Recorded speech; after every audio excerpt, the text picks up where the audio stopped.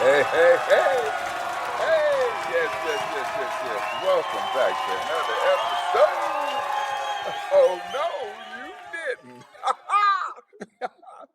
This is your host, DC Donald Cobbs, here with my best friend and co-host, Renee Green. Let's get a hand for Renee Green. Yeah.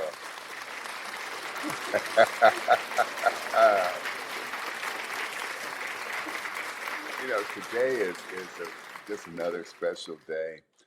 What makes it special is that the Lord has granted it to us. And so we're in hopes that each program, each episode, which you can go back and listen to the ones that you might have missed, will help you become better in your personal life as well as better in your relationships. As as I was saying previously, many episodes before, uh, Fractured Faith will be out in the springtime. That's when love blooms. you know? And so we want you to always be looking for words on it and when it's going to actually hit the stands. Also, be aware that we will be hopefully before Valentine's Day you'll be able to find us on YouTube. Yes. And so I think that that's going to be a really great opportunity for you to see the faces of those that you're just hearing now. And so, hey, as love moves forward, today's episode, when seeking to find love. That's something that we've all experienced. Matter of fact, we was just sitting laughing about some ways that that seeking actually takes place. But one of the things that struck me, and I was telling Renee about it when she arrived. When I saw this, it took me back even into some of my own relationships, where it says, "Look first for the kind that shapes you before it surrounds you." Love is not only something to be found, but something to be formed within. Patient, kind, steady, and true. But what was interesting to me, which I was telling Renee about, was the first sentence that says, "Look first for the kind that shapes you before it surrounds you." And so then naturally I had to, I have to always get into stuff and say, well, okay, well, how does that, what is that? What does it mean, for it to be that way? And so what I found was a love that shapes you but does not surround you is a love that forms your character without confining your identity. Oh, yeah, that's pretty deep, man. I'm just saying. That's it. you know, and so it was just for me. It was just kind of wow. As she said, that was really deep. But it's in shaping you, teaching you how to love, not who to become, Mhm. strengthening your values, patience, humility, and courage, and inspiring growth rather than demanding sameness, leaving you wiser, steadier, and more whole, even when you stand alone. Ah, that there's a lot. Tell us what you see. Tell us what you see in that right there, just in that. Well, first of all, I think, this really kind of sums it up, but at the same time, um, you want to kind of break it down because it forms your character without confining your identity. So it allows you to be free in your character and um, to be yourself, but yet not confined. You still have that individuality. You still, you're your own person, and it also in the process it shapes you by you know, each love is different. I mean, I don't know about you, but every relationship I've had where I can say I've loved that person has been different. And so you learn new things about how to love someone um, without um, jeopardizing your own identity, your own self, your own, I mean, just who you are. You know what I mean? Um, Yeah, because we seem to have a tendency to try to reform or conform ourselves to mhm. the standards of the person that we're loving, that we're Exactly. or that we Yeah. want to be able to love. And I think that this is clearly telling us, you know, for that love. But isn't there a point where it does surround you? Sure. It surrounds you um, in a good way. I mean, if it's healthy and if it's done to where you haven't had to give up who you are and you're both um, loving in a healthy way, and um, it's not confining the identity, and it just it surrounds you in the way um, that a fresh breeze would surround someone. You know what I mean? Does that make Okay. any sense? Yes, yes, yes. So in other words, it's inspiring your growth Yes. rather than in, instilling boundaries, which would cause you to be like demanding the sameness. They Exactly. don't Yeah. want you to change. They don't Right. want you to grow. You know, this is the part of you that I'm in love with, and Hmm. this the way I want this to stay. Hmm. You know, and I think that was really um, evident in the earlier years. You know, where a Sure. woman needed to know her place. Yes. You know, and today that is drastically different. Hmm. You know, but I think also that it needs to inspire your growth, you know, Hmm.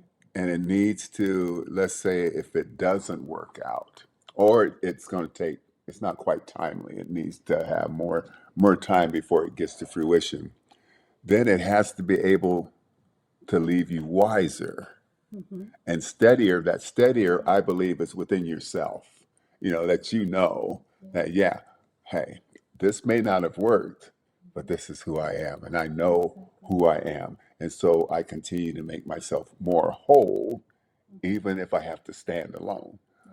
And that's what I was talking about. It's like um, being, if you have to walk away from that relationship, knowing that, but you know that you've learned and you've grown from it, and you can walk away confident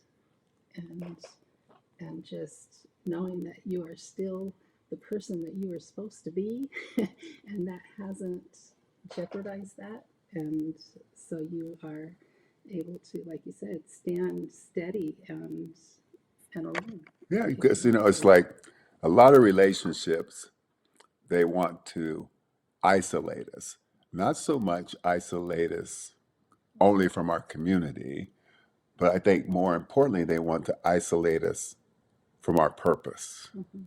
and from our calling. Hmm. It wants to some kind of means, it wants to be able to make us unsure of what that is, what our purpose is, what our Hmm. calling is to be. And it becomes in such a way that we become confused. And so then they can reshape us to Hmm. what they want us to be. Right. And I think, if I'm not mistaken, I think that's one of the things that they intensely, excuse me, do that leads to abuse. Yes, that's true. That's very true. Yeah, if I think if you are approaching a relationship that is isolating you from any one of those things, your purpose, your calling, your community, your family, um, then that's a huge um, warning that this could not be the right person, and that you might need to go a different direction for sure. Yeah, because I think sometimes, whether it be in a relationship or even in friendships, um, our friendships, the love that we have for our friends, sometimes can control our choices. It can control our thoughts or even our direction. Uh, and it doesn't leave room for God, growth, and selfhood. You know, because sometimes I guess that's what they mean somewhat when they say being like yoked. Mm-hmm. Right. But sometimes that can be very restrictive Mm-hmm. if we take it as only denominational, That's true. okay? Mm-hmm. But being self yoked could be having simply as having the same ideals, Mm-hmm.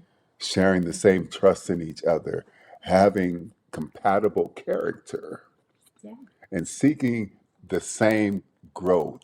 Growth through if it's religious growth, growth through God, not growth Mm-hmm. through a denomination. Yeah. If you don't Exactly. if you don't have a belief in God, it's still growth in being the best person that I can be. Right. And I believe you can help me be that. Exactly. Yeah. See, and so this is just so full of meat. It is. It really is. Because and then it goes on, to tell us, it says, in healthy love, you are influenced, not enclosed. Mm-hmm. Ooh, now that's one of them deep ones. That is deep, isn't it? You walk with love, not inside it. Mm. That one was that one's still a little difficult for me to really understand. Yeah. How does one walk with love, not inside it? And then the more that I kind of let it rattle around in this empty cage that I call my head, it began to make a little sense. When I'm walking with love, it's what I'm a healthy sharing that I Sure. have, Yeah. that I have for you, and Absolutely. that you have for me. I'm not inside it because sometimes if I'm inside it, I'm controlled by it. That's when it get consumed. Yeah. So that makes some sense. Ah, 2 points for Don. I mean, hey, let's give him a hand clap. Yeah, I'm just saying. Hey, there we go, baby. Love should be like a love should be like a compass, not a cage. That's right. That one's That is. yours. There you go. That is so true. And so it just shows us direction, Mm-hmm. but the direction is without limiting our movements. Mm-hmm. And so it's sort of like without limiting our character, without limiting our beliefs, um, letting us still have our own direction and sharing what you allow us to share Mm-hmm. willingly. Mm-hmm. So this is just so full. And then in the end, it says, and when love is at its best, it leaves you strong enough to stand, not dependent on being held. What do you think about that? I love that. I absolutely love it. And part of it is because of my past, but because in the past I have been, especially in my first relationship, or my first marriage, I was very dependent on being held. And I mean, all of this, all of what we've talked about is so opposite of what I did in my first marriage.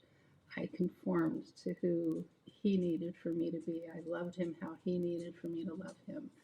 And um, I was very um, dependent on, of course, growing up, the only way that the ways that stuck out to me as far as how love is expressed is by being held, by being um, not just physical, not just sexual, because that's how love was expressed to me a lot growing up. But I I was very dependent on, I don't know why that not dependent on being held and just jumped out at me because I was so caught up in needing that from him in order to feel the love from him. But yet at the same time, I poured heart, soul, mind, strength, everything I had into him and loved him exactly how he needed to be loved. But yet, for me, I was just this little withering nothing of a person, it seemed like, you know what I mean? Yeah. Um, and he had so much control, and he would withhold that holding just to teach me that he was the one in control. Yeah. I don't know where I'm going with this, but it just struck a chord with me, and I think one thing that's taught me is that, just like this is said, you can't conform, you can't um, give yourself up to how someone needs for you to love them. You learn how to love, sure, by experiences, by examples that have been set for you, with your parents or whatnot, but you learn how to love through experience and how you've been loved. But at the same time, like I said, when you're learning from those experiences and growing wiser and stronger, um, you learn not to um, conform and to just learn how to love how you know how to love, instead of just giving in to whatever that other person needs from you. Does that make sense? It makes a lot of sense, because lots of times we are seeking to find love. Mm-hmm. And sometimes when we begin to seek to find love, what we find, we accept. Like you were just saying, we conform to it. And so that in itself, I think there's a fine line. Mm-hmm. Okay, Sure.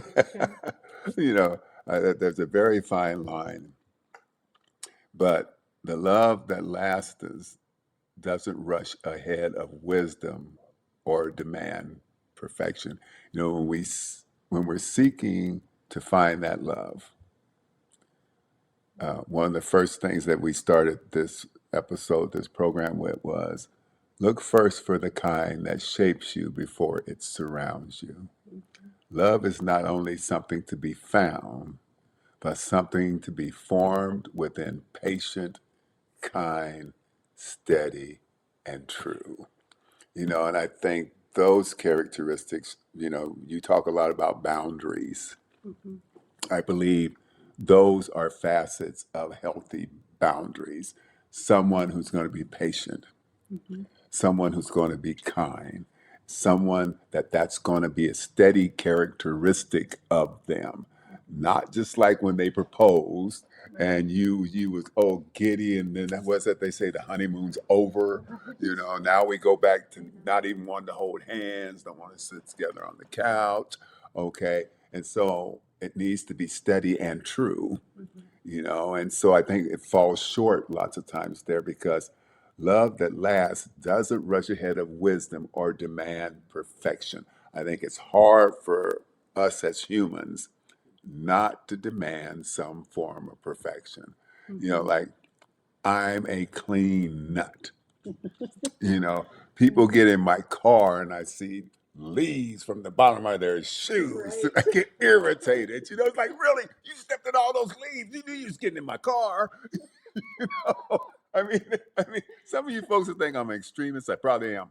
But at the same time, it's like love that lasts doesn't rush ahead of wisdom or demand perfection. Right. It grows where grace is practiced. Grace is practice. You know, for myself, I don't. I try to leave the practice of grace up to God. Yeah. That's it. That's that's it. But now I think if we, there's so many different terminologies of grace. Mm-hmm. Okay. Sure. So if we were to put this in layman's terms, it's where blank is practiced. It's where respect, Mm-hmm. humility, Mm-hmm. they're practiced. Yeah. It's where giving matters, morals count. Yeah. All that is under the umbrella of grace. It's like it says where listening matters more than speaking, Mm-hmm. and where commitment is chosen daily. Mm-hmm. For me, that was always probably the hardest part of my relationships was where commitment is chosen daily because I didn't take it for granted per se, but I felt secure in knowing that it was there. Sure. Yeah. But as you were very close friends with my wife. Uh, there were times when she felt that she wasn't being heard. What was actually coming out, I wasn't understanding. And there were times that I made her feel like I was taking her for granted. Because everything else came Sure. before her. And I think that that's just, I don't think that's societal as much as I think that that's how we grew up, Mm-hmm. that's how everything in our lives were. We saw our parents, and some of us saw our parents never really show affection, Right. but they were always together, Yeah. and so I think that's one of the things that for me was probably the hardest was to where commitment is chosen daily because I felt that once we said I do, It was just that was a it. given. Yeah. Yeah. Sure. And love is chosen daily too. Yeah.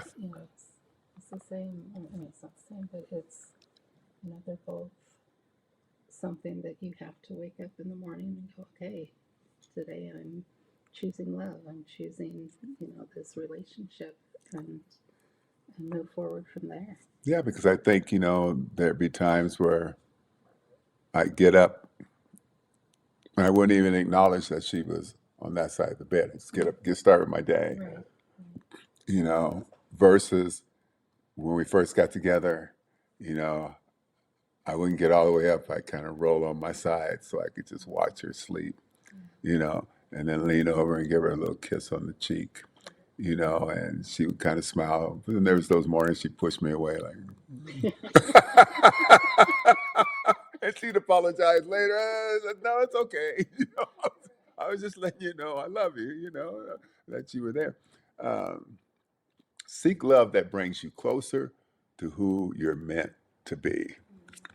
And I think you covered that real thoroughly last time when you were telling us, that, hey, there is a direction that's planned for you Mm-hmm. and you have purpose in your life. And that's what we want our listeners to know. Like you say, there's hope. Yeah, absolutely. There's hope. I can stand alone. Yeah. There is hope. There is purpose in my life. I have purpose. I'm not just this lump that you can form and cause me to conform to your way.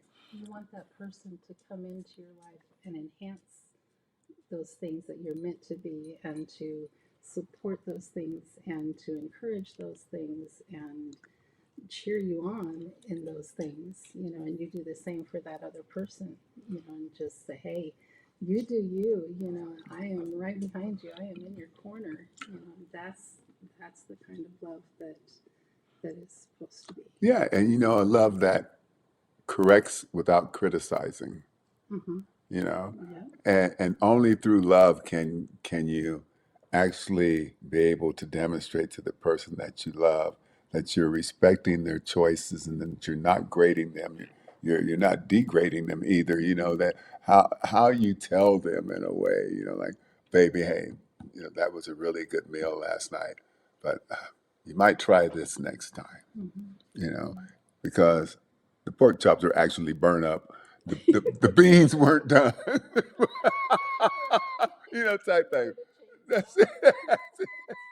You know, and the bread, the center was still uncooked. You know, don't put it on broil next time. You know, as y'all can tell, we're really good friends. But we can laugh and joke about this. You know, like really, and the ham hock exploded in the pot. You know? So you're eating shards. I mean, that one I experienced, folks. That's what I experienced. Yeah. So that's it. That was a true story. People that be told another time. It's not in her book. Okay, you will not find it in her book. And trust. When love is rooted in truth, it always finds its way home. That's good. That's really good, and it's in a lot of areas for those who might wander, looking for the grass is greener on the other side. If you're truly being truthful, and but see, that causes us to have to disclose our deficiencies, Sure. you know. And when you're Sir Lancelot, you know, you're riding, you're riding on your, and you're the knight on the white steed, you know, and you're about to lance. You know, you don't have any deficiencies. You guys should see him after this. I'm just saying, you know, your horse doesn't pull up lame. I'm just saying, you know, so it's like, but if you, I'm sorry, people. Sometimes I just crack myself up. So I'm glad we're not on YouTube right now, though. Y'all would think this was a comedy. Okay. But, oh. There you go. Oh, yeah. You know, but if it's rooted in truth, then the flaws really aren't seen as flaws. I believe they're seen as potentials for growth. Exactly. Yes. Okay. And now that was from the sane Donald, so you better grasp that right now. You know, 'cause, you know, Get 'em all you can. that's it. Throw a net over that one. Write that one down. They're seen as opportunities of growth. Okay, if you ask me that 10 minutes from now, I won't remember. So, so you should remember it for me. Um, and as we move down to that was seek love that brings you closer to who you're meant to be, not farther from who you are. Mhm. And trust this, when love is rooted in truth, it always finds its way home. That's beautiful. I think that is just phenomenally beautiful. I can't see where anything can truly move forward from that thought. It's like, hey, we all have our deficiencies. We're none of us perfect, That's right. but we have an opportunity to form a love that's built on truth, trust, loyalty, patience, the sharing of wisdom, Mhm. and the release of fear. Mhm. You know, and we don't have to be the captain of our ship. Right. You know, I think that's one of the hardest things, and that's one of the hardest things for me, and that could be why I don't have anybody now. Was because I've always felt that I need to be the captain of my ship. But I believe wholeheartedly that the Lord, when He sends me someone, Mhm. I'll relinquish the helm, Yeah. you know, and in doing so, it will be shared by the two of us, but guided by Him. Any closing thoughts from my best friend? I don't know that I could say it any better. That is just that's beautiful, and I just really hope that you guys can just really grasp what Donald said. When love is rooted in truth, it always finds its way home, and you don't have to settle for less. Don't get in a hurry. Love is not rushed, and um, just take your time and just don't conform to uh, others' expectations. Just embrace yourself, embrace your purpose, embrace all that God has for you, and when that person comes along that is the right person for you, then they are going to embrace those things about you and love those things about you. So, Hey, until next time, we truly love you. We want you to know, we want you, if you have problems that, seek help. mhm. Don't try to resolve them yourselves, because we've had people who have done that and they were not successful. But until next time, hey, this is Donald and Renee, and where Oh, rocks. I mean, I knew I'd get you. I know Knox, is where where hope hope rocks. rocks. Until next time, this is Donald and Renee on Oh No You Didn't.